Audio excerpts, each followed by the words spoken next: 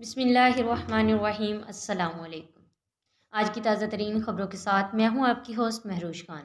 Saudi अरब में मकामी बेरोज़गार अफराद को निजी शोबे में लाखों मुलाजमतें फ़राहम करने के लिए सऊदी एविएशन की पॉलिसी पर तेज़ी से अमल किया जा रहा है, जिसके तहत लाखों गैर मुल्की कारकुनान को फ़ारिग करके वतन वापस भिजवा दिया गया है और उनकी जगह पर सऊदियों को नौकरियां दी जा रही हैं। पाकिस्तानियों का इस पॉलिसी से नुकसान सबसे ज़्यादा हुआ है और अब एक और शोबे से भी पाकिस्तानियों समेत हज़ारों तारकीन ड्राइवर्स की छुट्टी करा दी गई है।